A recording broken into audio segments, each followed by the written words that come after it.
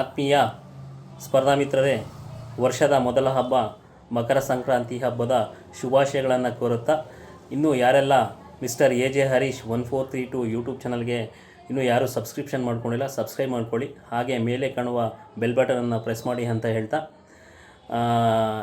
ನಿನ್ನೆ ಯಾಕೆ ವಿಡಿಯೋ ಮಾಡಿಲ್ಲ ಅಂತಾರೆ, ಆರೋಗ್ಯದಲ್ಲಿ ಏರುಪೇರು ಆಗಿತ್ತು, ಆ ಕಾರಣದಿಂದ ಮಾಡೋಕ್ಕಾಗಲಿಲ್ಲ.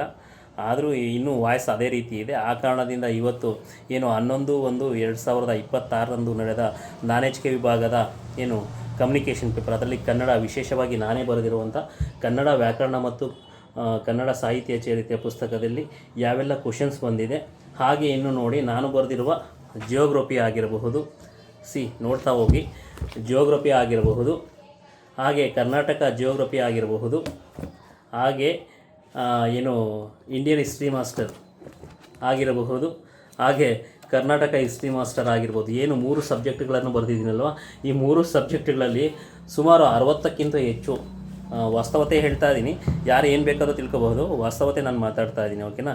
ಸುಮಾರು 60ಕ್ಕಿಂತ ಹೆಚ್ಚು ಪ್ರಶ್ನೆಗಳು ಬಂದಿದೆ. 60ಕ್ಕಿಂತ ಹೆಚ್ಚು ಅಂದರೆ ನೀವೇ ಇಮ್ಯಾಜಿನ್ ಮಾಡ್ಕೊಳ್ಳಿ ಯಾವ ರೀತಿ ಇದೆ ಬುಕ್ಸ್ ಕಂಟೆಂಟು ಅಂತ. ಮತ್ತು ಈ 60 ಇಟ್ಸ್ ನಾಟ್ ಈಸಿ ಅಲ್ಲ, ಓಕೆನಾ. ತುಂಬ ಇನ್ಫಾರ್ಮೇಟಿವ್ ಇದೆ ಪುಸ್ತಕದಲ್ಲಿ. ಇವತ್ತು ಏನು ಮಾಡೋಣ ಅಂದರೆ ಕನ್ನಡ ವ್ಯಾಕರಣ ಮತ್ತು ಸಾಹಿತ್ಯ ಚರಿತ್ರೆ ರಿಲೇಟೆಡ್ಗೆ ಮತ್ತು ಪೇಜ್ ನಂಬರ್ ಸಮೇತ ಹೇಳ್ತೀನಿ ನಿಮಗೆ, ಯಾವ ಪುಟ ಸಂಖ್ಯೆ ಏನು ಅಂತ. ಯಾರೆಲ್ಲ ಬೈ ಮಾಡಿ, ಯಾಕಂದರೆ ಇನ್ನೂ ನೋಟಿಫಿಕೇಷನ್ ಆದ್ರೂ ನಿಮಗೆ ಮಿನಿಮಮ್ 3 ತಿಂಗಳ ಬೇಕಾಗುತ್ತೆ. 3 ತಿಂಗಳಲ್ಲಿ ನೀವು ಆಲ್ಮೋಸ್ಟ್ 5 ಸಬ್ಜೆಕ್ಟನ್ನು ಮುಗಿಸ್ಬೋದು. ನೀವು ನಂಬ್ತಿರೋ ಬಿಡ್ತಿರೋ ಮಿನಿಮಮ್ 2 ವೀಕ್ಸಲ್ಲಿ 5 ಸಬ್ಜೆಕ್ಟನ್ನು ಮುಗಿಸ್ಬೋದು, ನೀವು ಸಿನ್ಸಿಯರಾಗಿ ಓದಿದ್ದೆ ಆದರೆ, ಓಕೆನಾ. ಆ ಕಾರಣದಿಂದ ಇವತ್ತು ಈ ಸಬ್ಜೆಕ್ಟ್ ರಿಲೇಟೆಡಾಗಿ ಅಂದರೆ ನಮ್ಮ ಕಮ್ಯುನಿಕೇಷನ್ ಪೇಪರು ಕನ್ನಡ ರಿಲೇಟೆಡ್ ನೋಡ್ತಾ ಹೋಗೋಣ. ಇದು ವರ್ಷನ್ ಕೋಡು C2, ಸರಿನಾ. Version code C2. C2 ಅಲ್ಲಿ ಯಾವ ಪೇಜಲ್ಲಿ ಏನಿದೆ ಅದರ ಬಗ್ಗೆ ಮಾಹಿತಿ ಕೊಡ್ತಾ ಹೋಗ್ತಿರ್ತೀನಿ. ಮೊದಲಿಗೆ 1ನೇ ಪ್ರಶ್ನೆ ನೋಡೋಣ. ಈ ಕೆಳಗಿನ ವಾಕ್ಯದಲ್ಲಿ ಅಡ್ಡಗೆರೆ ಎಳೆದ ಪದದ ಸರಿಯಾದ ಶಬ್ದ ರೂಪವನ್ನು ಗುರುತಿಸಿ. ಅವನ ಮಾತಿನ ಇದು ವ್ಯುತ್ಪತ್ತಿ ಅಂತ ಇದೆ, ಇದು ಸೊಗಸಾಗಿದೆ ಅಂತ ಕೇಳಿದರೆ ಇಲ್ಲಿ ಆಪ್ಷನ್ C. ನೀವು ಇದನ್ನು ಶುದ್ಧ ರೂಪ ನೋಡ್ಬೋದು. ಪೇಜ್ ನಂಬರ್ 160 ಮತ್ತು 170 ಪೇಜಲ್ಲಿ ನಾನು ಶುದ್ಧ ರೂಪಗಳನ್ನು ಮೆನ್ಷನ್ ಮಾಡಿದ್ದೀನಿ. ನೀವು ಆ ಶುದ್ಧ ರೂಪಗಳಲ್ಲಿ ನೀವು ಆ ಪದ ಇಲ್ಲ ಅಂದರೂ ಪರವಾಗಿಲ್ಲ. ಫಾರ್ ಎಕ್ಸಾಂಪಲ್ ಇಲ್ಲಿ ನಾನು ಶುದ್ಧ ರೂಪಗಳನ್ನು ಕೊಟ್ಟಿದ್ದೀನಿ, ಅದು ಟಾಪಿಕ್ ಬಂದೇ ಬರುತ್ತೆ ಅಂತ ನಾನು ಪ್ರೀವಿಯಸ್ ವಿಡಿಯೋದಲ್ಲೂ ಹೇಳಿದ್ದೀನಿ. ಆ ಟಾಪಿಕ್ಕಲ್ಲಿ ಯಾವೆಲ್ಲ ರೀತಿ ಇರುತ್ತೆ ಮತ್ತು ಯಾವ ರೀತಿ ಕ್ವಶನ್ಸ್ ಇರುತ್ತೆ ಮತ್ತು ಏನೆಲ್ಲ ಮಿಸ್ಟೇಕ್ ಆಗಿರುತ್ತೆ, ಸ್ಪೆಲ್ ಮಿಸ್ಟೇಕು, ಇದನ್ನು ನೀವು ನೋಡ್ಕೋಬೇಕಾಗುತ್ತೆ. ಪೇಜ್ ನಂಬರ್ 160ರಿಂದ 170, ಓಕೆನಾ. ನೆಕ್ಸ್ಟ್ ಸೆಕೆಂಡ್ ಕ್ವಶನ್ ನೋಡೋಣ. ತಡಸಲು ಪದದ ಅರ್ಥವನ್ನು ಗುರುತಿಸಿ ಅಂತ ಇಲ್ಲಿ ಕ್ವಶನ್ ಕೇಳಿದ್ದಾರೆ. ಇದಕ್ಕೆ ಆನ್ಸರ್ ಬಂದು ಜಲಪಾತ, ಓಕೆನಾ. ಆಪ್ಷನ್ ಈ ರೀತಿ ಇದೆ: ಘಟ್ಟ, ಪ್ರಪಾತ, ಜಲಪಾತ, ಕಣಿವೆ, ಓಕೆ. ಇದರಲ್ಲಿ ಜಲಪಾತ ಅನ್ನೋದು ಆನ್ಸರು, ಎಕ್ಸಾಕ್ಟ್ ಆನ್ಸರು. ತಡಸಲು ಎಂಬ ಪದಕ್ಕೆ ಸರಿಯಾದ ಪದ ಜಲಪಾತ. ಇದು ಏನಾಗಿದೆ ಅಂದರೆ ಈ ಪದಗಳ ಅರ್ಥ ಬಂದಾಗ ಲೈಕ್ ಎ ಓಷನ್, ನಮ್ಮ ಕರ್ನಾಟಕದಲ್ಲಿ ಈಗ ಬೇರೆ ಬೇರೆ ಭಾಗದಲ್ಲಿ ಬೇರೆ ಬೇರೆ ರೀತಿ ಏನು ಉಚ್ಚಾರಣೆ ಮಾಡ್ತಾರೆ, ಓಕೆನಾ. ಗ್ರಾಂಥಿಕ ರೂಪಗಳೇ ಬೇರೆ ಇರುತ್ತೆ, ಪದಗಳ ಅರ್ಥನೇ ಬೇರೆ ಇರುತ್ತೆ. ಆ ಕಾರಣದಿಂದ ಇಲ್ಲಿ ನಾವು ಎಕ್ಸಾಕ್ಟಾಗಿ ಹೇಳಕ್ಕೆ ಬರೋದಿಲ್ಲ ಇದೇ ಪದ ಬರುತ್ತೆ ಅಂತ. ಇದನ್ನು ನೀವು ಗೆಸ್ ಮಾಡಿ ಆನ್ಸರ್ ಮಾಡಬೇಕಾಗುತ್ತೆ. ಏನು ಪದಗಳ ಅರ್ಥ ಕೇಳಿರ್ತಾರಲ್ಲ, ಅಲ್ಲಿ ನೀವು ಆಲೋಚನೆ ಮಾಡಿ ನೀವು ಆನ್ಸರ್ ಮಾಡಬೇಕಾಗುತ್ತೆ. ಮುಂದಿನ ಪ್ರಶ್ನೆಗೆ ಹೋಗೋಣ. ಈ ಕೆಳಗಿನ ಯಾವುದು ಕನ್ನಡ ವ್ಯಂಜನ ಸಂಧಿಗೆ ಉದಾಹರಣೆಯಲ್ಲ ಅಂತ ಕೇಳಿದ್ದಾನೆ. ಇಲ್ಲಿ ನೀವು ಸಂಧಿಗಳ ಪೇಜ್ ನಂಬರ್ 131 ನೋಡಬಹುದು, ಓಕೆನಾ. ಈ ಪೇಜ್ ನಂಬರು 31 ಇದೆಯಲ್ಲ, ಈ 31ಲ್ಲಿ ನೋಡಬಹುದು ನೀವು. ಇಲ್ಲಿ ಏನು ಕೊಟ್ಟಿದ್ದಾನೆಂದರೆ ನೀರು ಒನಲ್ ಅಂತ ಕೊಟ್ಟಿದ್ದಾನೆ, ನೀರು ಪ್ಲಸ್ ಒನಲ್ ಅಂತ ಬಿಡಿಸಿ ಬರೆದಿದ್ರೆ, ಮತ್ತು ನುಣ್ಚರ, ನುಣ್ ಪ್ಲಸ್ ಸರ ಅಂತ, ಮತ್ತು ಕಣ್ಬೇಟ ಅಂತ ಇದೆ, ಕಣ್ ಪ್ಲಸ್ ಪೇಟ ಅಂತ, ಹಾಗೆ ಎಳ ಪ್ಲಸ್ ಒಳ್ಳಿ, ಎಳವಳ್ಳಿ. ಇಲ್ಲಿ ಆನ್ಸರ್ ಬಂದು ಕನ್ನಡ ವ್ಯಂಜನ ಸಂಧಿಗೆ ಉದಾಹರಣೆಯಲ್ಲ ಅಂದರೆ ಕಣ್ಪೇಟ ಅಂತ. ಇದು ಕಣ್ಪೇಟ, ಕಣ್ ಪ್ಲಸ್ ಪೇಟ, ಕಣ್ಬೇಟ. ಇದಕ್ಕೆ ಯಾವುದು ಉದಾಹರಣೆ ಇಲ್ಲ ಅಂದರೆ ಕಣ್ಪೇಟ. ಇಲ್ಲಿ ನೋಡ್ಬೋದು ನೀವು 3 ಆಪ್ಷನನ್ನು ನಾನು ಕೊಟ್ಟಿದ್ದೀನಿ. ಪೇಜ್ ನಂಬರ್ 32ರಲ್ಲಿ ಸಮಾಸದಲ್ಲಿ ಉತ್ತರ ಪದದ ಆದಿಯಲ್ಲಿರುವ ಪ, ಬ, ಮ ವ್ಯಂಜನಗಳಿಗೆ ವಾಕಾರವು ಆದೇಶವಾಗಿ ಬರುವುದು, ಓಕೆನಾ.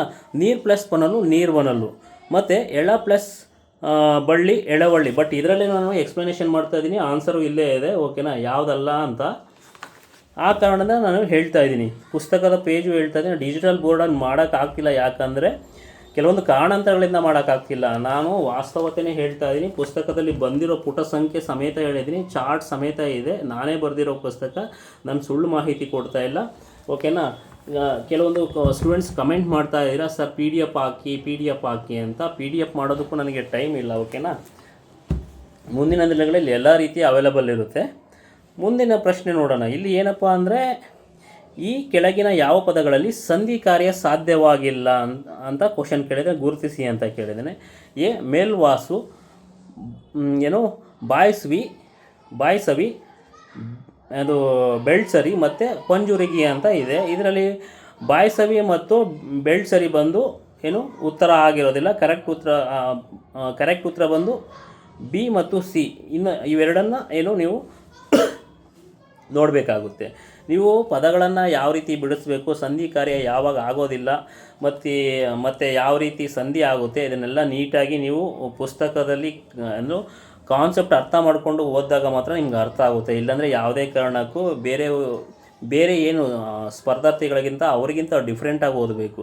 ಮತ್ತು ಕಾನ್ಸೆಪ್ಟು ಇಲ್ಲೇ ಓದಿ ಇದೇ ಬರುತ್ತೆ ಅಂತ ನಾನು ಯಾರಿಗೂ ಹೇಳೋದಿಲ್ಲ. ನೀವು ಪ್ರತಿಯೊಂದು ಪುಸ್ತಕ ತೊಗೊಂಡಾಗ ಸಂಪೂರ್ಣವಾಗಿ ಮಾಹಿತಿಯನ್ನು ತಿಳ್ಕೊಂಡಾಗ ಮಾತ್ರ ನಿಮಗೆ ಅರ್ಥ ಆಗ್ತಾ ಹೋಗುತ್ತೆ. ಮುಂದಿನ ಪ್ರಶ್ನೆಗೆ ಹೋಗೋಣ. ಈ ಕೆಳಗಿನವುಗಳನ್ನು ಹೊಂದಿಸಿ ಬರೀದೆ. ಮ್ಯಾಚ್ ದ ಫಾಲೋಯಿಂಗ್ ಕೇಳಿದರೆ ಇಲ್ಲಿ ಒಂದು ಕಡೆ ಏನು ಹೇಳಿದ್ದಾನೆ, ಸಂಧಿಗಳ ಕೇಳಿದ್ದಾನೆ. ಇನ್ನೊಂದು ಕಡೆ ಬಂದು ಯಾವ ಸಂಧಿ ಅಂತ ಒಂದು ಪದನ ಕೊಟ್ಟು ಇದು ಯಾವ ಸಂಧಿ ಬರುತ್ತೆ ಅಂತ ಕೇಳಿದ್ದಾನೆ. ಚಸ್ವ ಸಂಧಿ ಬಂದು ಅಜಾದಿ. ಓಕೆನಾ. ಇಲ್ಲಿ ಪೇಜ್ ನಂಬರ್ ನೀವು ನೋಡ್ಬೋದು, 36ನೇ ಪೇಜು. ಸಿ, ಇಲ್ಲಿ ಜಸ್ವ ಸಂಧಿ ಕೇಳಿದ್ದಾನೆ. ಓಕೆನಾ. ಇಲ್ಲೇ ಇದಕ್ಕೆ ಆನ್ಸರ್ ಇದೆ. ಕಾಚಾಟ ತಪಗಳಿಗೆ ಗಾಜಾಟ ತಪಗಳು ಆದೇಶ ಬಂದಾಗ ನೋಡಿ, ಹಚ್ ಪ್ಲಸ್ ಆದಿ ಆಜಾದಿ. ಓಕೆನಾ. ಹಿಂಗೆ ಬಿಡಿಸಿ ಬರೀಬೇಕು. ಇದು ಹಚ್ ಪ್ಲಸ್ ಆದಿ ಆಜಾದಿ. ನೆಕ್ಸ್ಟ್ ಬಂದು ಚುತ್ವ ಸಂಧಿಗೆ ಇನ್ನೊಂದು ನಿಮಗೆ ಹೇಳ್ಬಿಡ್ತೀನಿ.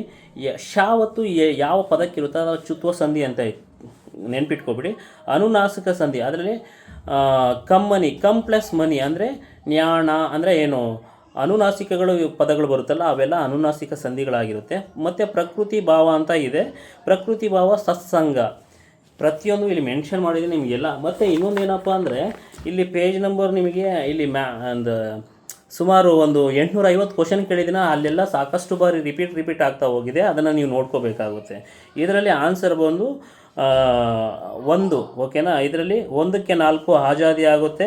ಮತ್ತು ಚುತ್ವ ಸಂಧಿಗೆ ಬಂದು ಮನಶ್ಚಪಲ ಆಗುತ್ತೆ. ಇದು 37ನೇ ಪೇಜಲ್ಲಿದೆ, ಯಥಾಸ್ಥಿತಿಯಾಗಿದೆ 37ನೇ ಪೇಜು. ಇಲ್ಲಿ ಬಿಡಿಸ್ಬಾರ್ದಿದ್ದೀನಿ. ಓಕೆನಾ.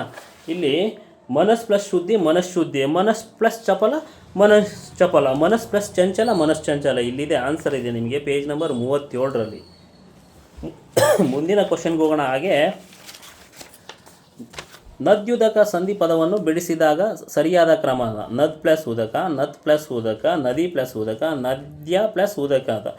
ನತ್ ಪ್ಲಸ್ ಉದಕ ಇದು ಏನಪ್ಪ ಅಂದರೆ ಪೇಜ್ ನಂಬರ್ 36ರಲ್ಲಿದೆ. ಕಾಚಾಟ ತಪಗಳೇ ಪುನಃ ಏನು ಚುತ್ವ ಸಂಧಿನೇ ಬರುತ್ತೆ, ಜಸ್ವ ಸಂಧಿ ಬರುತ್ತೆ. ಕಾಚಾಟ ತಪಗಳಿಗೆ ಗಾಜಡಬಗಳು ಆದೇಶವಾಗಿ ಬಂದಾಗ ಏನಾಗುತ್ತೆ, ಜಸ್ವ ಸಂಧಿ ಆಗುತ್ತೆ. ಅದು ಏನು ಇಲ್ಲಿ ಹೇಳ್ತೀನಿ ನೋಡಿ.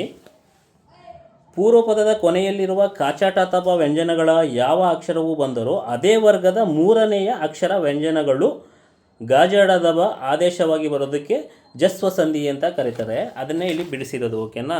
ಇಲ್ಲಿ ತಾಗೆ 3ನೇ ಅಕ್ಷರ ತ ದ. ಓಕೆನಾ. ದ ಬಂದು 3ನೇ ಅಕ್ಷರ ಆಗುತ್ತೆ, ಅದಕ್ಕೆ ಬಂದು ಜಸ್ವ ಸಂಧಿ ಆಗುತ್ತೆ. ನೆಕ್ಸ್ಟ್ 7ನೇ ಪ್ರಶ್ನೆ ನೋಡೋಣ. ಕೆಳಗೆ ನೀಡಿರುವ ಸಂಧಿ ಪದಗಳಲ್ಲಿ ಸಂಸ್ಕೃತ ಸ್ವರ ಸಂಧಿಗಳಲ್ಲದವನ್ನು ಗುರುತಿಸಿ ಅಂತ ಕೇಳಿದ್ದಾನೆ. ಇಲ್ಲಿ ಆಪ್ಷನ್ ಸಿ ಏನಿರುತ್ತೆ, ಬಿ ಮತ್ತು ಸಿ. ಓಕೆನಾ. ಹೃನ್ಮಂದಿರ ಮತ್ತು ಪ್ರಥಮೈಕಾದಶಿ ಅಂತ ಕೇಳಿದ್ದಾನೆ. ಓಕೆನಾ. ಇದು ಆನ್ಸರ್ ಅಲ್ಲ, ಇದನ್ನು ಗುರುತು ಮಾಡಿದ್ದೀನಿ. ಇದು ಬಂದಿಲ್ಲ ಪುಸ್ತಕದಿಂದ, ಅದನ್ನೇ ಹೇಳ್ತಾ ಇದ್ದೀನಿ. ಮತ್ತು ನೆಕ್ಸ್ಟು ಮ್ಯಾಚ್ ದ ಫಾಲೋಯಿಂಗ್. ಇಲ್ಲೇನು ಕೇಳಿದ್ದಾನೆ, ಅವನು, ಅವಳು, ನಾನು, ನೀವು ಅಂತ ಕೇಳಿದ್ದಾನೆ. ಒಂದು ಕಡೆ ಉತ್ತಮ ಪುರುಷ ಏಕವಚನ, ಪ್ರಥಮ ಪುರುಷ ಅಂತ ಏಕವಚನ. ಯಥಾಸ್ಥಿತವಾಗಿ ಪೇಜ್ ನಂಬರ್ 21ರಲ್ಲಿ ನಿಮಗೆ ಟೇಬಲ್ ತೋರಿಸ್ತೀನಿ.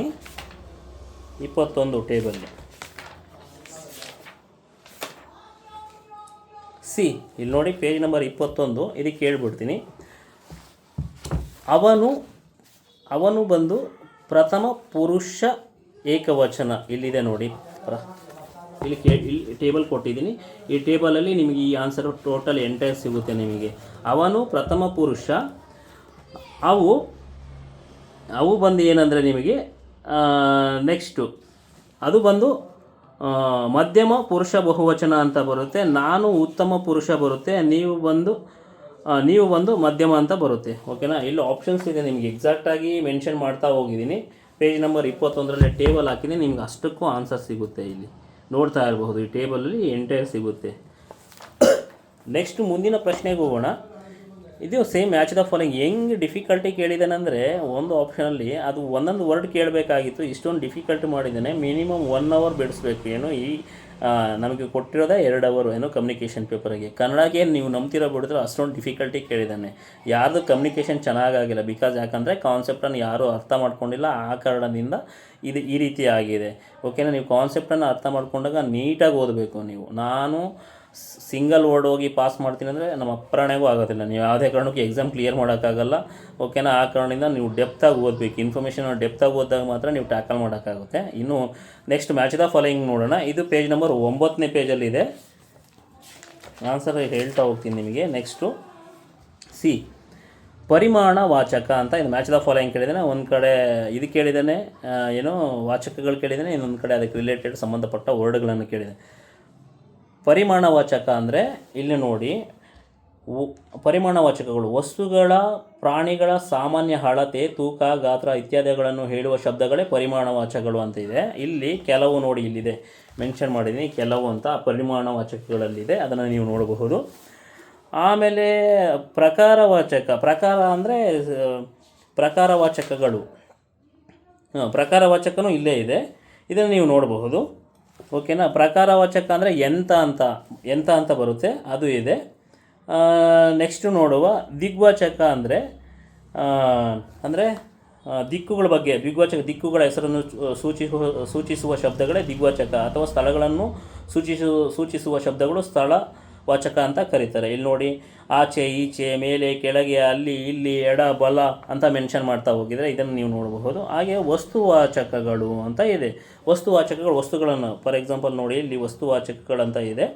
ವಸ್ತುಗಳ ಬಗ್ಗೆ ತಿಳಿಸೋದಕ್ಕೆ ವಸ್ತುವಾಚಕಗಳಂದರೆ ಅದರ ಗಾತ್ರ ಆಗಿರಬಹುದು, ಅದು ಏನಂತ ತೋರಿಸುತ್ತಲ್ವಾ, ಅದನ್ನು ವಸ್ತುವಾಚಕಗಳಂತ ಕರಿತೀವಿ. ಇಲ್ಲಿ ನೋಡಿ, ವಸ್ತುವಾಚಕ ಬಂದು ಮರ ಇದೆ, ಅದನ್ನು ನೀವು ನೋಡಬಹುದು.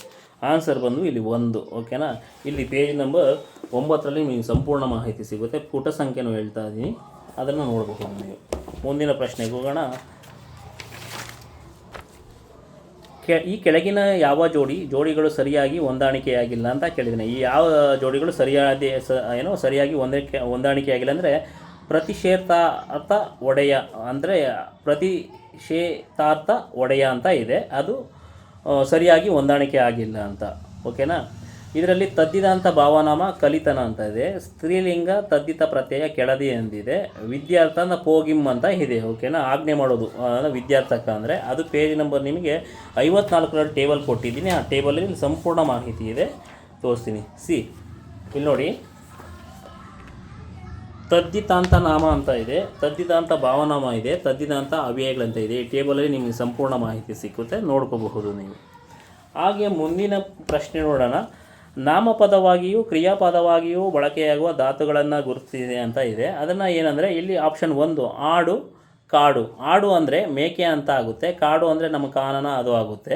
ಇನ್ನೊಂದು ಅರ್ಥದಲ್ಲಿ ಬಂದು ಅಂದರೆ ಅದು ನಾಮಪದವೂ ಆಗಿರಬೇಕು ಅಥವಾ ಕ್ರಿಯಾಪದವೂ ಆಗಿರಬೇಕು. ಅದನ್ನು ನಾವು ನೋಡು. ಆಡು ಅಂದರೆ ಆಟ ಆಡೋಣ ಬಾ ಅಂತ ಕರಿತೀವಿ. ಮತ್ತು ಇನ್ನೊಂದು ಕಾಡು, ಏನು ಕಾಡಿಸ್ತೀಯಪ್ಪ ನೀನು, ಯಾವಾಗಲೂ ಇದೇ ಕಾಡಿಸ್ತೀಯ ಅಂತ ಈ ರೀತಿ ಬಳಕೆಯನ್ನು ಪಡಿಸ್ತಾರೆ.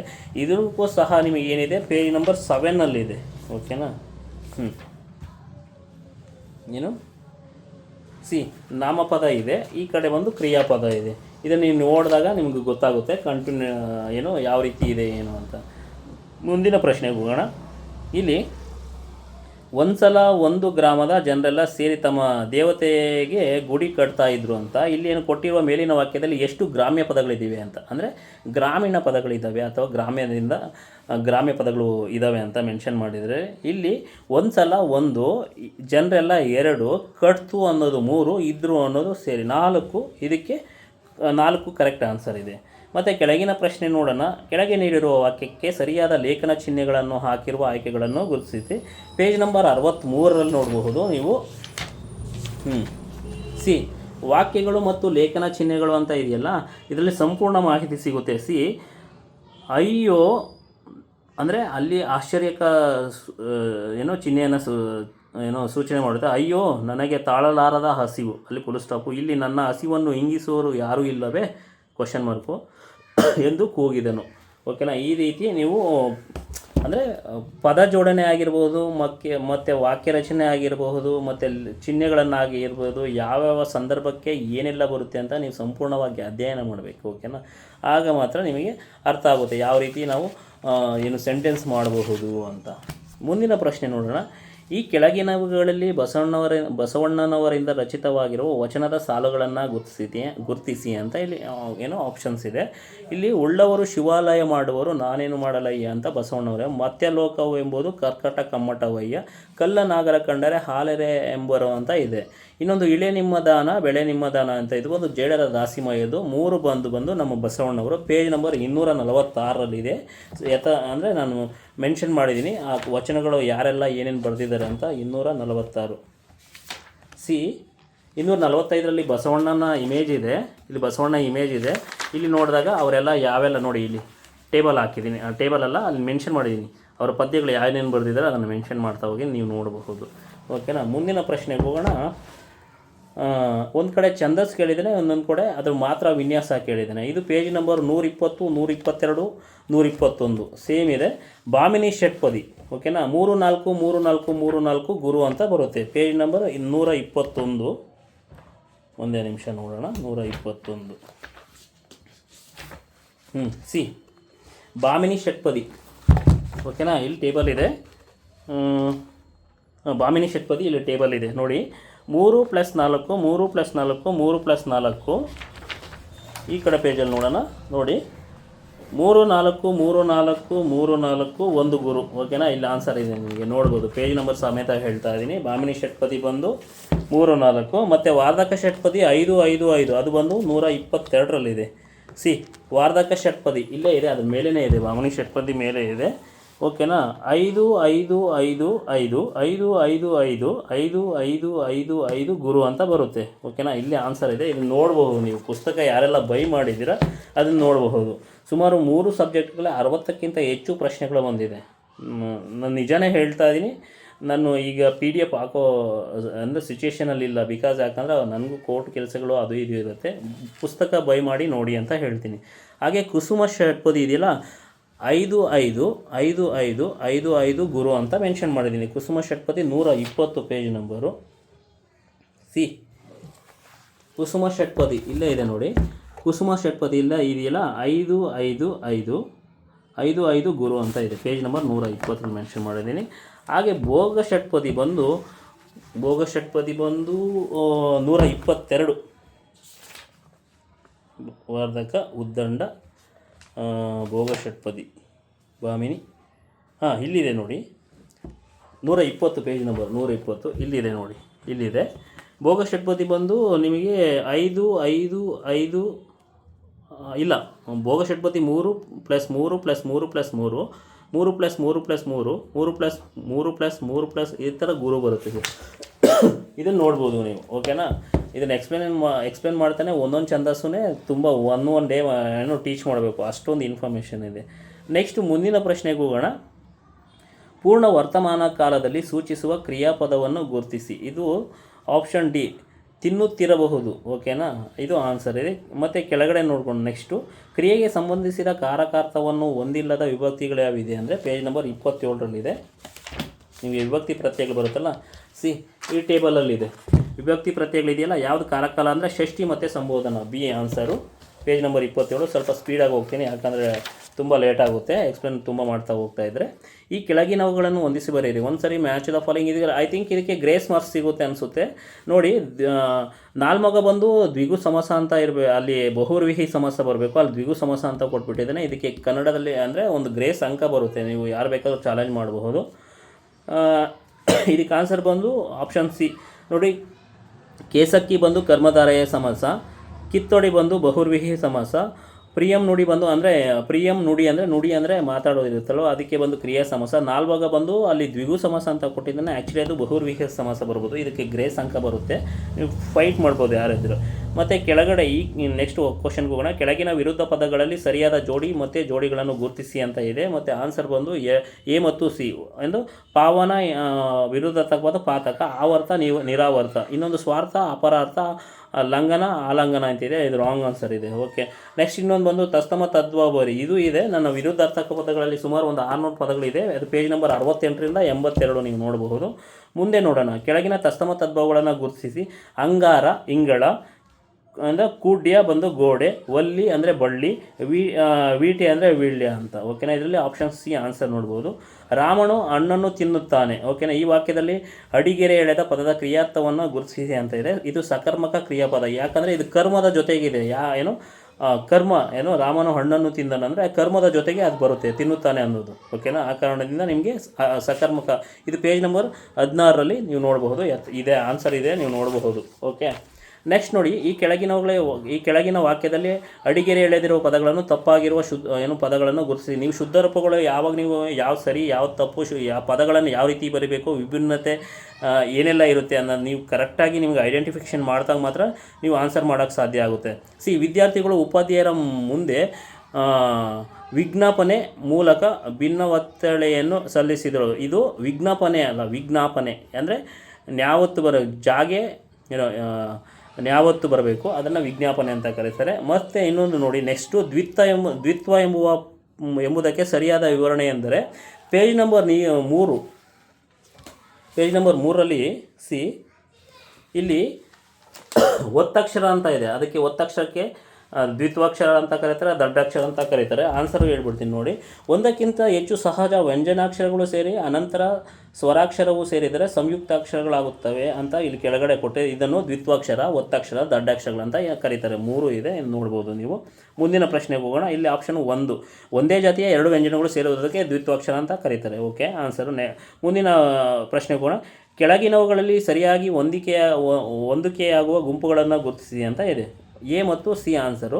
ಇದಕ್ಕೆ ಕಲ್ಯಾಣ, ಮದುವೆ, ಮಂಗಳಕ್ಷೇಮ 3 ಒಂದೇ ರೀತಿ ಬರುತ್ತೆ, ಒಂದೇ ಅರ್ಥಗಳನ್ನು ಕೊಡುತ್ತೆ. ಹಾಗೆ ಸಿ ನೋಡೋಣ.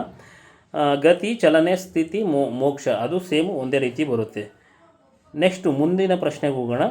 ಈ ಕೆಳಗಿನವುಗಳನ್ನು ಹೊಂದಿಸಿರಿ. ಮ್ಯಾಚ್ ದ ಫಾಲೋಯಿಂಗ್ ಕೇಳಿದರೆ ಒಂದು ಕಡೆ ಸವರ್ಣ ದೀರ್ಘ ಸಂಧಿಗಳು ಕೇಳಿದರೆ, ಇನ್ನೊಂದು ಕಡೆ ಅದರ ಪದಗಳನ್ನು ಕೇಳಿದ್ದಾನೆ. ಅದನ್ನು ಪೇಜ್ ನಂಬರ್ ನಿಮಗೆ 34, 36ರಲ್ಲಿ ಮೆನ್ಷನ್ ಮಾಡಿದ್ದೀನಿ, ನೋಡ್ತಾ ಹೋಗಿ. ಯಾಕಂದರೆ ಪುಸ್ತಕದಲ್ಲಿ ನಾನು ಏನು ಕಂಟೆಂಟ್ ಹೇಳಿರ್ತೀನೋ ಅದೇ ಇರುತ್ತೆ. ಮುಂದೆ ಸ್ವಲ್ಪ ಸ್ಪೀಡಾಗಿ ಹೋಗ್ತೀನಿ. ಸವರ್ಣ ದೀರ್ಘ ಸಂಧಿ ಬಹುರ್ಜಿತ, ಗುಣಸಂಧಿ ಕಾಳೋರಗ, ವೃದ್ಧಿ ಸಂಧಿ ಹಿತೌಷ್ಣ, ಎಂಡ್ ಸಂಧಿ ಭ್ರಾತೃಂಶ. ಇವೆಲ್ಲ ಯಥಾಸ್ಥಿತಿಯಾಗಿ ಮೆನ್ಷನ್ ಮಾಡಿದ್ದೀನಿ, ಅಲ್ಲಿ ನೋಡ್ಕೋಬೋದು. ಇಲ್ಲ ಆನ್ಸರ್ ಬಂದು 2. ಮುಂದಿನ ಪ್ರಶ್ನೆಗೆ ಹೋಗೋಣ. ಈ ಕೆಳಗಿನವುಗಳಲ್ಲಿ ಲಿಂಗ ಪ್ರತ್ಯಯಗಳಿಗೆ ಅನುಗುಣವಾಗಿ ಹೊಂದಾಣಿಕೆ ಆಗಿರುವುದನ್ನು ಗುರುತಿಸಿ. ಓಕೆನಾ, ಗುಣವಾಚಕ ಒಳಿದನ್, ಒಳಿತು ಇದು ಸೇಮ್ ಇದೆ, ಕರೆಕ್ಟಾಗಿ ಗುಣವಾಚಕಗಳು ಬರುತ್ತೆ. ಸರ್ವನಾಮ ಅದು, ಅವನ್, ಅವಳು ಇದು ಸರ್ವನಾಮಗಳೇ ಬರುತ್ತೆ. ಸಂಖ್ಯಾವಾಚಕ ಒಂದು, ಓರ್ವನ್, ಓರ್ವಳು. ಒಂದು ಅನ್ನೋದು ಸಂಖ್ಯಾವಾಚಕ, ಬಟ್ ಓರ್ವಳು ಅದಾவது ಸಂಖ್ಯೆಯ ವಾಚಕ. ಓಕೆನಾ, ಅದನ್ನು ಆ ಕಾರಣದಿಂದ ಇದು ಪೇಜ್ ನಂಬರ್ 9ರಲ್ಲಿ ಇದೆ, ನೀವು ಮೆನ್ಷನ್ ಮಾಡಿದ್ದೀನಿ, ನೋಡ್ಕೋಬೋದು. ಪರಿಮಾಣವಾಚಕ ಎಳೆಯನ್, ಪೊಲ್ಲನ್, ಪೆಳ್ವಿತ್ ಅಂತ ಇದೆ, ಇದನ್ನು ನೋಡ್ಬೋದು ನೀವು. ಪೇಜ್ ನಂಬರ್ 9ರಲ್ಲಿದೆ. ಮುಂದಿನ ಪ್ರಶ್ನೆಗೆ ಹೋಗ್ತೀನಿ. ಕನ್ನಡದಲ್ಲಿ ಲಿಂಗವು ಅರ್ಥವನ್ನು ಅನುಸರಿಸುವುದರಿಂದ ಮೂಲದಲ್ಲಿ ಅದು ಈ ಕೆಳಗಿನದರಿಂದ ಸೂಚಿತವಾಗುವುದು. ಇದು ಪ್ರತ್ಯಯ ಅಂದರೆ ಒಂದು ಲಿಂಗವನ್ನು ಕುರಿತು ಏನು ಮಾಡುತ್ತಲ್ವ ಅದನ್ನು ಇನ್ಕ್ಲೂಡ್ ಆಗಿರುತ್ತೆ. ಮಾಡಿದನು, ಓಡಿದನು, ಇಲ್ಲಿ ಲಿಂಗ ಇನ್ಕ್ಲೂಡ್ ಆಗಿರುತ್ತೆ ಇದರಲ್ಲಿ ಪ್ರತ್ಯಯದಲ್ಲಿ. ಇದು ಪೇಜ್ ನಂಬರ್ 26ರಲ್ಲಿ ವಿಭಕ್ತಿ ಪ್ರತ್ಯಯ ನೀವು ನೋಡ್ಬೋದು. ಈ ಕೆಳಗಿನ ಪದಗಳಲ್ಲಿ ಶುದ್ಧ ರೂಪಗಳನ್ನು ನಾನು ಹೇಳ್ತಾ ಇದ್ದೀನಿ, ಪದೇ ಶುದ್ಧ ರೂಪ ಆಗಿರ್ಬೋದು, ಗ್ರಾಂಥಿಕ ಪದಗಳಾಗಿರ್ಬೋದು, ಒಗಟುಗಳಾಗಿರ್ಬೋದು, ನುಡಿಗಟ್ಟುಗಳಾಗಿರ್ಬೋದು, ಇವನ್ನೆಲ್ಲ ನೀವು ಕೂಲಂಕುಷವಾಗಿ ನೋಡಬೇಕಾಗುತ್ತೆ. ಭಿನ್ನ ಭೇದ ಆಪ್ಷನ್ 1. ಓಕೆನಾ, ಆನ್ಸರ್ ಸರಿಯಾದ ಉತ್ತರ. ಮುಂದಿನ ಪ್ರಶ್ನೆಗೆ ಹೋಗೋಣ. ಇಲ್ಲೊಂದು ಗಾದೆ ಮಾತು ಇದೆ. ಏರುಪೇರಾದ ಗಾದೆಯನ್ನು ಸಂಕೇತಗಳಿಂದ ಸರಿ ಮಾಡಿ ಗುರುತಿಸಿ ಅಂತ ಇದೆ. ಇಲ್ಲಿ ಆಪ್ಷನ್ ಏನು ಕೇಳಿದರೆ ಪಂಥ, ದಂತ, ಹೋದರು, ಬಿಡ ಅಂತ. ಇಲ್ಲಿ ಆಪ್ಷನ್ ಸಿ ಇದೆ, ದಂತ ಹೋದರು ಪಂಥ ಬಿಡ ಅಂತ ಇದೆ. ಬಿಡಬೇಡ ಅಂತ ಇರಬೇಕಾಗ್ತಿತ್ತು, ಅಲ್ಲದೆ ಬಿಡ ಅಂತ ಇದೆ. ಆನ್ಸರ್ ಬಂದು ನಿಮಗೆ ಸಿ. ನೆಕ್ಸ್ಟ್ ಇನ್ನೂ ಒಂದು ಇದು ಕೇಳಿದ್ದಾನೆ ಹಂಗೆ. ಈ ಕೆಳಗಿನ ಕೊಟ್ಟಿರುವ ವಾಕ್ಯದಲ್ಲಿ ಏರುಪೇರಾಗಿದೆ, ಸರಿಯಾದ ಕ್ರಮದಲ್ಲಿರುವ ಆಯ್ಕೆಯನ್ನು ಗುರುತಿಸಿ ಅಂತ. ಕನ್ನಡವೇ ರಾಜಾರಾಣಿ, ಕನ್ನಡ ಎಲ್ಲವೂ ನಾಡಿನಲ್ಲಿ ಅಂತ ಕೇಳಿದ್ದಾನೆ.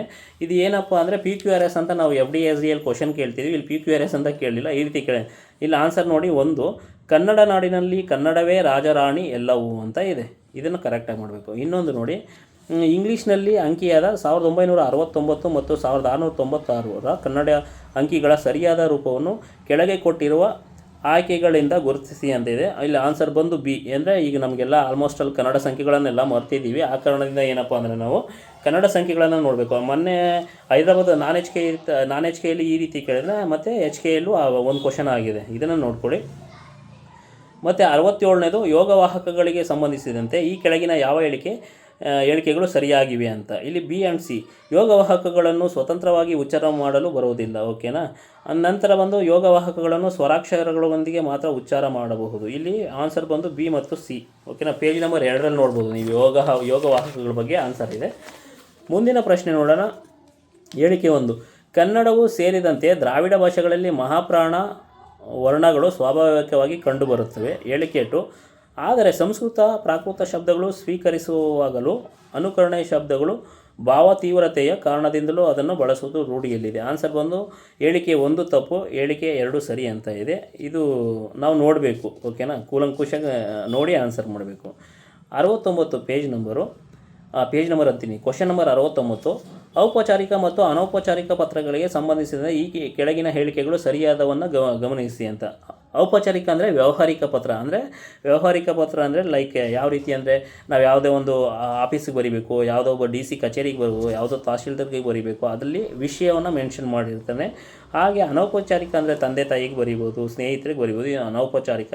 ಇದಕ್ಕೆ A1 ಮತ್ತು 2 ಸರಿ ಇದೆ. ಇದಕ್ಕೂ ನಾನು ಪತ್ರಲೇಖನ ಬಂದಿದ್ದೀನಿ. 461 page number C, 461.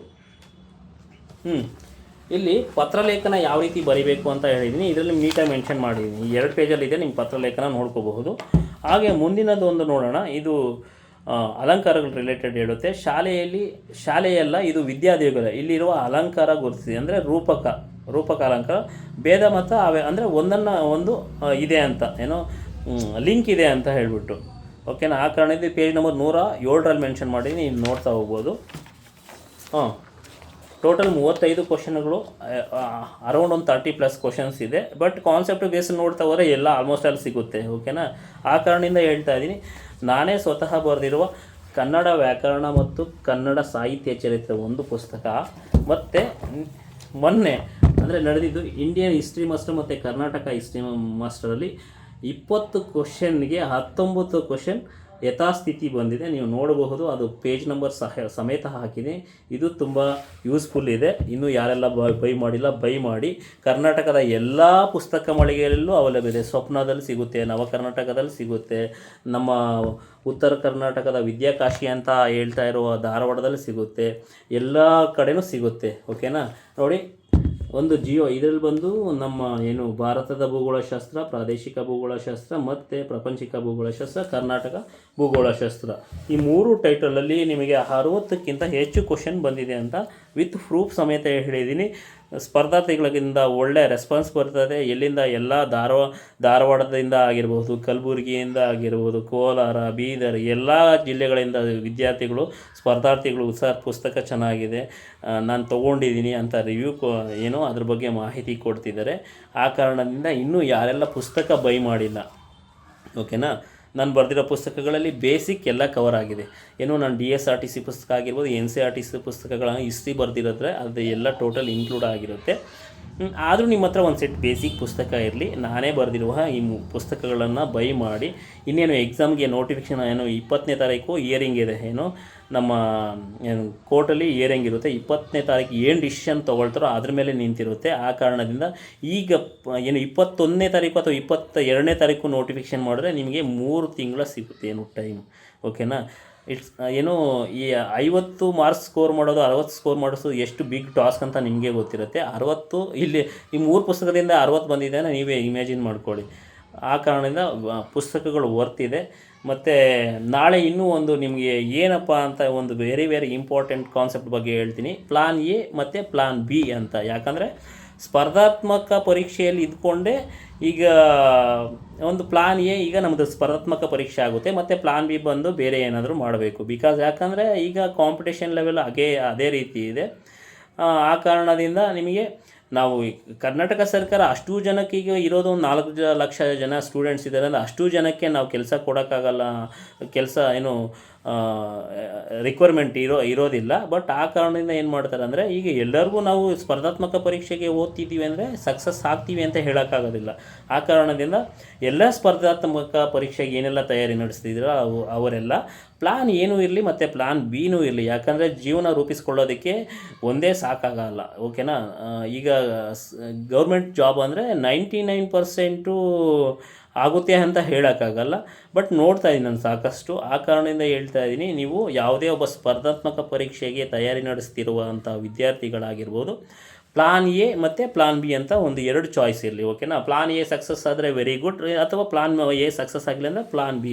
For example ನೋಡಿ, ನಾನು ಈಗ ಪ್ಲಾನ್ ಎ ಸ್ಪರ್ಧಾತ್ಮಕ ಪರೀಕ್ಷೆಯಲ್ಲೂ ವರ್ಕ್ ಮಾಡ್ತಾ ಇದ್ದೀನಿ, ಮತ್ತು ಪ್ಲಾನ್ ಬಿ ಬಂದು ಅಡ್ವೊಕೇಟ್ ಆಗಿ ವರ್ಕ್ ಮಾಡ್ತಾ ಇದ್ದೀನಿ. ನನ್ನ ಲೈಫ್ ಲೀಡ್ ಮಾಡ್ಕೊಂಡು ಹೋಗ್ಬೋದು. ಅದೇ ರೀತಿ ನಾನು ಹೇಳ್ತಾ ಇರೋದು ಯಾವುದೇ ಸೆಕ್ಟರಲ್ಲಾಗಿರ್ಬೋದು. ಮತ್ತು ಇನ್ನೂ ಒಂದು ವಿಷಯ ನನಗೆ ನಿಮ್ಮ ಹತ್ರ ರಿಕ್ವೆಸ್ಟ್ ಮಾಡ್ಕೊಳ್ತೀನಿ, ಯಾವುದೇ ಕಾರಣಕ್ಕೂ ನೀವು ನೊಂದ್ಕೊಂಡು ಈಗ ನಿನ್ನೆ ಪಾಪ ವಿಜಯನಗರದಲ್ಲಿ, ಓಕೆನಾ, ಒಂದು ಗುಲ್ಬರ್ಗದ ಹುಡುಗಿ ಏನಾಯಿತೋ ಏನೋ ಗೊತ್ತಿಲ್ಲ, ಎಕ್ಸಾಕ್ಟಾಗಿ ನಮಗಂತೂ ಮಾಹಿತಿ ಸರಿಯಾಗಿ ಸಿಗಲಿಲ್ಲ, ಹ್ಯಾಂಗ್ ಮಾಡ್ಕೊಂಡಿದ್ದಾರೆ ಪಾಪ. ಕೆಲವೊಬ್ಬರು ಹೇಳ್ತಾರೆ ಸಂಡೇ ಎಕ್ಸಾಮ್ ನಡೆದಿದ್ದ ಕಾರಣದಿಂದ ಆಗಿರಬಹುದು, ಆಕೆಗೆ ತಂದೆ ತಾಯಿ ಇಲ್ವಂತೆ, ಪಾಪ ಇಲ್ಲಿ ಸ್ಟಡಿ ಮಾಡಿಕೊಂಡು ಪಾರ್ಟ್ ಟೈಮ್ ಮಾಡ್ಕೊಂಡು ಓದ್ತಿದ್ರಂತೆ. ಅದೇ ರೀತಿ ಮೊನ್ನೆ ಧಾರವಾಡದಲ್ಲಿ ಒಂದು ರೈಲು ಆಕ್ಸಿಡೆಂಟ್ ಆಯಿತು, ಮತ್ತು ಇನ್ನೊಂದು ಯಾವುದೋ ಒಂದು ಹೃದಯಾಘಾತ ಆಯಿತು ಅಂತ ಹೇಳ್ತಿದ್ರು. ಇರುತ್ತೆ, ಎಲ್ಲ ಪ್ರಾಬ್ಲಮ್ ಇರುತ್ತೆ, ಓಕೆನಾ. ಈಗ ಪ್ರತಿಯೊಬ್ಬರು ನಾವು ಓದಿದ ಮೇಲೆ ನಾವು ಗೌರ್ಮೆಂಟ್ ಜಾಬ್ ಸಿಗುತ್ತೆ ಅಂತಲ್ಲ, ಲೈಫ್ ಲೀಡ್ ಮಾಡೋದಕ್ಕೆ ಬೇಕಾದಷ್ಟು ಆಪರ್ಚುನಿಟಿ ಇದೆ ಸ್ಪರ್ಧಾರ್ಥಿಗಳೇ. ಯಾವುದೇ ಕಾರಣಕ್ಕೂ ನೊಂದ್ಕೊಳ್ಳೋಕೆ ಹೋಗಬೇಡಿ. ಬಟ್ ನಮ್ಮ ಪ್ರಯತ್ನ ನಾವು ಸತತ ಮಾಡ್ತಾನೇ ಇರಬೇಕು. ಆ ಕಾರಣದಿಂದ ಯಾರೋ ನಮ್ಮ ಬಗ್ಗೆ ಸಾವಿರಾರು ಜನ ಏನೋ ಮಾತಾಡ್ಕೊಳ್ತಾರೆ ಅನ್ನೋದ್ರ ಬಗ್ಗೆ ನಾವು ತಲೆ ಕೊಡಬಾರ್ದು. ನಮ್ಮನ್ನು ನಂಬ್ಕೊಂಡು ನಮ್ಮ ತಂದೆ ತಾಯಿಗಳಿರ್ತಾರೆ. ಸಮಾಜಕ್ಕೆ ಅಂದರೆ ನನ್ನದೊಂದು ಕೋಟ್ ಇದೆ, ಏನಂದರೆ ಒಬ್ಬ ಮನುಷ್ಯನಾಗಿ ಹುಟ್ಟಿದ ಮೇಲೆ ಏನಾದರೂ ಅಚೀವ್ ಮಾಡಬೇಕಂತೆ. ಗುರಿ ಇಲ್ಲದ ವ್ಯಕ್ತಿ ಸತ್ತ ಶವಕ್ಕೆ ಸಮಾನ ಅಂತೆ, ಓಕೆನಾ. ಆ ಕಾರಣದಿಂದ ಈಗ ಸತ್ರೆ ಏನು ಬರುತ್ತೆ, ಓಕೆನಾ, ಮನುಷ್ಯನ ಜೀವನ ಸಿಗುತ್ತೆ ಇನ್ನೊಂದು ಸರಿ ಅಂತ ನಮಗೆ ಗೊತ್ತೇ ಇಲ್ಲ ಫಸ್ಟ್ ಆಫ್ ಆಲ್. ಆ ಕಾರಣದಿಂದ ಏನು ಮಾಡಬೇಕು ಅಂದರೆ ನಾವು ಏನಾದರೂ ಹುಟ್ಟಿದ ಮೇಲೆ ಏನಾದರೂ ಮಾಡ್ತಾನೆ ಅಂದರೆ ಒಂದು ಅಚೀವ್ಮೆಂಟ್ ಮಾಡಬೇಕು, ಓಕೆನಾ. ಅಚೀವ್ಮೆಂಟ್ ಮಾಡಿ ಹೋಗಬೇಕು, ಎಲ್ಲರ ಮನದಲ್ಲಿ ನಾವು ಉಳಿಬೇಕು, ಓಕೆನಾ. ಅಂಥ ಕೆಲಸಗಳನ್ನ ಮಾಡಬೇಕು. ಯಾವುದೇ ಕಾರಣಕ್ಕೂ ನೀವು ಧೈರ್ಯವನ್ನು ಕಳ್ಕೊಡ್ಬೇಡಿ. ಎಕ್ಸಾಮ್ ಖಂಡಿತ ನೋಟಿಫಿಕೇಷನ್ಸ್ ಆಗೇ ಆಗುತ್ತೆ. ಮತ್ತು ಇನ್ನೊಂದು ನನಗೆ ಬಂದ ಮಾಹಿತಿ ಪ್ರಕಾರ ಅಂದರೆ ಏನಪ್ಪ ಅಂದರೆ ಈಗ ಒಳ ಮೀಸಲಾತಿ ಬಂದು ಗವರ್ನರ್ ರಿಟರ್ನ್ ಕಳಿಸಿದಾರಲ್ವ, ಅದನ್ನು ರೀವೆರಿಫಿಕೇಷನ್ ಮಾಡಿ ಪುನಃ ಕಳಿಸ್ಕೊಡ್ತಾರೆ. ಬಟ್ ಸರ್ಕಾರ ಏನು ಡಿಸಿಷನ್ ತೊಗೊಳ್ಬೋದು ಅಂತ ನನ್ನ ಅನಿಸಿಕೆ ಪ್ರಕಾರ, ಯಾವುದೇ ಡಿಸಿಷನ್ ಬರಲಿ ಅವರು ನೋಟಿಫಿಕೇಷನ್ ಮಾಡ್ತಾರೆ, ಮತ್ತು ಅದ್ರ ಮೇಲೆ ನಿರ್ಧಾರ ಆಗುತ್ತೆ. ಏನು ನಾವು ರಿಕ್ವಿಸಿಷನ್ ಕೊಟ್ಟಿರ್ತೀವಲ್ಲ, ಅದು ಏನೇ ಡಿಸಿಷನ್ ಫೈನಲ್ ಡಿಸಿಷನ್ ಮೇಲೆ ನಿಂತಿರುತ್ತೆ. ಬಟ್ ಯಾವುದೇ ಕಾರಣಕ್ಕೂ ಸ್ಪರ್ಧಾರ್ಥಿಗಳು ಸ್ಟಡಿ ಮಾಡೋದನ್ನು ನಿಲ್ಲಿಸಬೇಡಿ ಅಂತ ಹೇಳ್ತಾ ಇಂದಿನ ಸೆಷನ್ ಮುಗಿಸೋಣ ಅಂದ್ಕೊಳ್ತಾ ಇದ್ದೀನಿ. ಮತ್ತೊಮ್ಮೆ ಹೇಳ್ತಾ ಇದ್ದೀನಿ, ಇನ್ನೂ ಎಚ್ಚೆತ್ಕೊಳ್ಳಿ. ನೀವು ಆದಷ್ಟು ಸ್ಟಡಿ ಮಾಡೋದಕ್ಕೆ ಫೋಕಸ್ ಮಾಡಿ. ಈಗ ಸಾಲು ನೋಟಿಫಿಕೇಷನ್ಸ್ ಇದೆ, ಹಂಗಂತ ಹೇಳ್ಬಿಟ್ಟು ನೋಟಿಫಿಕೇಷನ್ ಆದಮೇಲೆ ಓದ್ತೀನಿ ಅಂದರೆ ಇದೊಂದು ತುಂಬ ಕಷ್ಟ ಆಗುತ್ತೆ. ಬಿಕಾಸ್ ಕಾಂಪಿಟೇಷನ್ ಲೆವೆಲ್ ತುಂಬ ಇದೆ. ಕ್ವಶನ್ ಪೇಪರ್ ಪ್ಯಾಟರ್ನ್ ನೋಡ್ತಾ ಇದ್ದರೆ ಭಯ ಆಗ್ತಾಯಿದೆ ನನಗೆ, ಏನಪ್ಪ ಈ ರೇಂಜಿಗೆ ಕೇಳ್ತಿದ್ದಾರೆ ಗ್ರೂಪ್ ಸಿ ಲೆವೆಲ್ಗೆ. ನೀವು ಬಿಡ್ತಿರೋ ಕ್ವಶನ್ಸ್ ಎಲ್ಲ ಎಲ್ಲಿ ತೆಗೆದಿದ್ದಾರೆ ಗೊತ್ತಾ? ಕೆಲವೊಂದು IAS ಕ್ವಶನ್ಸ್ ಆಗಿರ್ಬೋದು, ಎಕ್ಸಾಮ್ ವೇದ ಆಗಿರಬಹುದು, ಓಕೆನಾ. ಕೆಲವೊಂದೆಲ್ಲ ಇದರಿಂದ ತೆಗೆದು ಅದೇ ರೀತಿ ಹಾಕಿದ್ದಾನೆ, ಓಕೆನಾ. ಆ ಕಾರಣದಿಂದ ಕಾಂಪಿಟೇಷನ್ ಲೆವೆಲ್ ಹೆವಿ ಆಗ್ತಿದೆ. ಮತ್ತೊಮ್ಮೆ ಹೇಳ್ತಾ ಇದ್ದೀನಿ, studies, focus on only study, ಓಕೆನಾ. ಯಾರೆಲ್ಲ ಇನ್ನೂ ನನ್ನ ಪುಸ್ತಕಗಳನ್ನು ಪರ್ಚೇಸ್ ಮಾಡಿ. ಯಾಕಂದರೆ ಕಂಟೆಂಟು ತುಂಬ ಚೆನ್ನಾಗಿದೆ, ಓಕೆನಾ. ಆ ಕಾರಣದಿಂದ ಹೇಳ್ತಾ ಇದ್ದೀನಿ. ಮತ್ತೊಮ್ಮೆ ಎಲ್ಲರಿಗೂ ಮಕರ ಸಂಕ್ರಾಂತಿಯ ಶುಭಾಶಯಗಳನ್ನು ಕೋರ್ತಾ ಇದ್ದೀನಿ. ನಾಳೆ ಮುಂದಿನ topic plan A plan B, ಓಕೆನಾ, ಅದ್ರ ಬಗ್ಗೆ ಮಾತಾಡ್ತೀನಿ. ಎಲ್ಲರಿಗೂ ಧನ್ಯವಾದಗಳು.